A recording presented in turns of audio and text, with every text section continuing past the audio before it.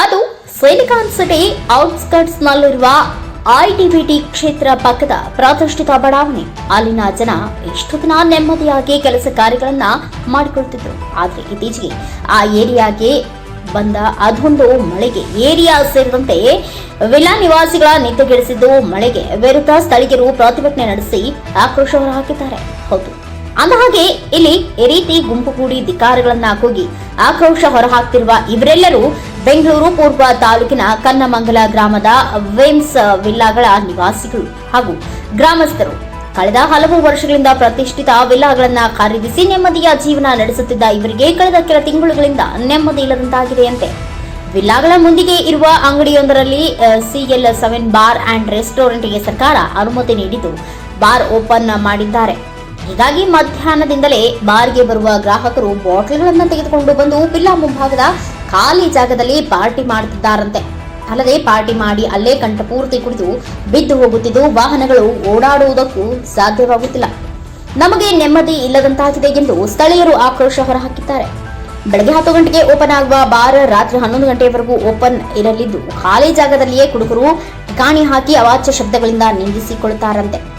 ಅಲ್ಲದೆ ಈ ಬಗ್ಗೆ ಕೇಳಲು ಹೋದ್ರೆ ಗಲಾಟೆಗೆ ಹೋಗುತ್ತಿದ್ದು ನಮಗೆ ನೆಮ್ಮದಿ ಇಲ್ಲಂತಾಗಿದೆ ಎಂದು ನಿವಾಸಿಗಳು ದೂರಿದ್ದಾರೆ. ಬಾರಿಂದ ಮೇನ್ ಆಗಿ ಪ್ರಾಬ್ಲಮ್ ಅಂದರೆ ಸಂಜೆ ಹೊತ್ತು ಯಾರು ಹೊರಗೆ ಹೋಗೋಕೆ ಆಗೋದಿಲ್ಲ. ಗೇಟ್ ಮುಂದೆನೇ ಜನ ಎಲ್ಲರೂ ಕುಡಿದು ಬಿದ್ದಿರ್ತಾರೆ. ಎಷ್ಟೋ ಸಲ ಎಷ್ಟೋ ಹೆಂಗಸರು ಸಹ ನಾವು ಕ್ಲೀನ್ ಮಾಡಿದ್ದೀವಿ. ಇಲ್ಲಿ ಬಂದು ಎಲ್ಲ ಗಲೀಜು ಮಾಡ್ತಾರೆ. ಹೆಣ್ಮಕ್ಳೆಲ್ಲ ಯಾರೂ ಹೊರಗಡೆ ಓಡಾಡೋಕ್ಕಾಗೋದಿಲ್ಲ.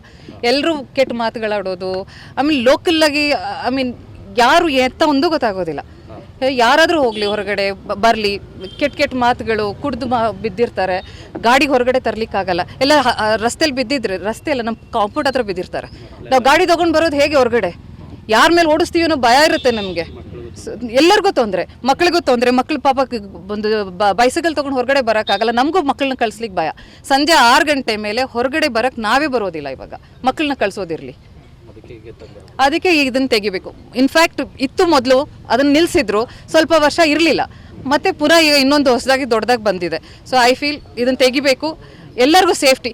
ಸ್ಕೂಲ್ ಇದೆ ಪಕ್ಕದಲ್ಲಿ, ದೇವಸ್ಥಾನ ಇದೆ, ಆ ಕಡೆ ಈ ಕಡೆ 2 ಕಡೆನೂ ಸ್ಕೂಲ್ ಇದೆ. ಸ್ಕೂಲ್ ಇರೋ ಜಾಗದಲ್ಲಿ, ಇಷ್ಟೊಂದು ಕಮ್ಯುನಿಟೀಸ್ ಇರೋ ಜಾಗದಲ್ಲಿ, ಜನ ವಾಸ ಮಾಡೋ ಜಾಗದಲ್ಲಿ ಈ ಥರದ್ದೊಂದು ವ್ಯವಸ್ಥೆ ಇರಲೇಬಾರ್ದು. ತೆಗೆದಾಕ್ಬೇಕು ಇದನ್ನು. ಅದೇ ನನ್ನ ಹೆಸರು ನಮಸ್ಕಾರ, ನನ್ನ ಹೆಸರು ನರೇಂದ್ರ ಅಂತ. ಮಿಮ್ಸ್ ಆರ್ಡೆಂಡೇಲಲ್ಲಿ ನಾನು ವಾಸವಾಗಿದ್ದೀನಿ. ಇಲ್ಲಿ ಈಗ ಬಾರ್ ಮಾಡಿದಾಗಲಿಂದ ನಮಗೆ ತೀರಾ ತೊಂದರೆ ಆಗ್ತಾಯಿದೆ. ಎಲ್ಲರೂ ರಸ್ತೆ ಮೇಲೇ ಗಾಡಿಗಳು ನಿಲ್ಲಿಸಿರ್ತಾರೆ. ಎಲ್ಲ ಗಲೀಜು ಮಾಡಿಕೊಂಡು ಇಲ್ಲಿ ಯಾರನ್ನೂ ಮಾತಾಡ್ಸೋಕ್ಕೂ ಆಗಲ್ಲ. ಮಧ್ಯಾಹ್ನಕ್ಕೇನೆ ಎಲ್ಲ ಶುರು ಆಗಿರ್ತದೆ. ಹೆಣ್ಮಕ್ಳಾಗಲಿ ದೊಡ್ಡವರಾಗಲಿ ವಯಸ್ಸಾದವರಾಗಲಿ ಯಾರೂ ಇಲ್ಲಿ ಓಡಾಡೋಕ್ಕೆ ತೀರಾ ತೊಂದರೆ ಆಗಿದೆ. ಅದರಿಂದ ಈ ಪ್ಲಸ್ ಊರಿನ ಜನರ ಪರವಾಗಿನೂ ನಮ್ಮ ಅಸೋಸಿಯೇಷನ್ ಪರವಾಗಿನೂ ನಾನು ಎಲ್ಲರೂ ಕೇಳ್ಕೊಳ್ಳೋದೇನಂತ ಹೇಳಿದ್ರೆ, ಯಾವುದೇ ಕಾರಣಕ್ಕೂ ಈ ಬಾರ್ನ ಇಲ್ಲಿ ಇಡಿಸ್ಬಾರ್ದು. ಅವ್ರಿಗೆ CL7 ಆಗಿರೋದನ್ನು ಅಷ್ಟೇ ಎಲ್ಲ ಬೋಗಸ್ ಮಾಡಿ ಏನೋ ಮಾಡ್ಕೊಂಡಿದ್ದಾರೆ. ಲೈಸೆನ್ಸೇ ಕೊಟ್ಟಿಲ್ಲ ಇದರಿಂದ ಪಂಚಾಯತಿಯಿಂದ ಅಂತನೂ ವಿಷಯ ಈಗ ನಮಗೆ ಗೊತ್ತಾಗಿದೆ. ಆದ್ದರಿಂದ ನಾವು DC ಅವ್ರಿಗೂ ಮತ್ತು ಕಮಿಷನರ್ಗೂ ಎಲ್ರಿಗೂ ಅರ್ಜಿ ಕೊಡ್ತೀವಿ. ಗ್ರಾಮಸ್ಥರು ಕೊಡ್ತಾರೆ, ನಮ್ಮ ಸಂಘದ ಪರವಾಗಿ ಅಸೋಸಿಯೇಷನ್ ಪರವಾಗಿನೂ ಕೊಡ್ತೀವಿ.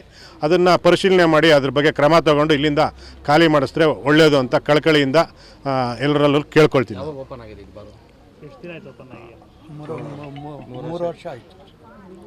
ಜಾಸ್ತಿ ಆಗಿರ್ಬೇಕಣ್ಣ. ಅದಕ್ಕೆ ಮುಂಚೆ ಕ್ಲೋಸ್ ಮಾಡಿದ್ರು, ಮತ್ತೆ ತಿರುಗಿ ಓಪನ್ ಮಾಡಿದ್ರು. ಸರ್, ಈಗ ಇಲ್ಲೆಲ್ಲ ಅಪಾರ್ಟ್ಮೆಂಟ್ಸು ಮತ್ತೆ ವಿಲ್ಲಾಸ್ ಯಾವ ತರ ಸಮಸ್ಯೆ ಆಗ್ತದೆ ನಿಮ್ಗೆ? ಅಂದ್ರೆ ಇಲ್ಲೆಲ್ಲ ಬಾಟ್ಲಿ ಈಗೆಲ್ಲ ಇದು ಗಲೀಜ್ ನಾವು ಬೆಳಗ್ಗೆಯಿಂದ ಕ್ಲೀನ್ ಮಾಡ್ತಾ ಇರೋದು. ಇಲ್ಲಿ ಎಲ್ಲ ಕೂತ್ಕೊಂಡು ಇಲ್ಲೇನೇ ಕೆಟ್ಟ ಮಾತಾಡ್ತಾ ಇರ್ತಾರೆ. ಎಲ್ಲ ಅಲ್ಲೇ ರೀಸಸ್ಗೆ ಹೋಗ್ತಾ ಇರ್ತಾರೆ, ಬಾತ್ರೂಮ್ಗೆ ಹೋಗ್ತಾ ಇರ್ತಾರೆ. ಕೆಲವ್ರು ಮಲಗಿರೋರು ಹಂಗೆ ಬಿದ್ದಿರ್ತಾರೆ. ಈ ಥರ ಎಲ್ಲನೂ ಗಲೀಜ್ ಆಗ್ತಾ ಇದೆ.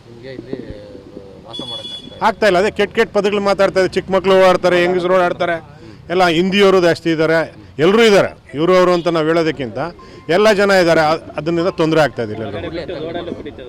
ರೋಡಲ್ಲೇ ಓಪನ್ ಆಗಿ ಕುಡಿತಾ ಇದ್ದಾರೆ. ಇಲ್ಲೇನೇ ನನ್ನ ಹೆಸರು ನರೇಂದ್ರ ಅಂತ. ಇಲ್ಲೇನೆ ಬಾಟಲ್ಸ್ ಎಲ್ಲನೂ ಇರೋದನ್ನು ಪ್ರೂಫ್ ತೋರಿಸ್ತೀವಿ.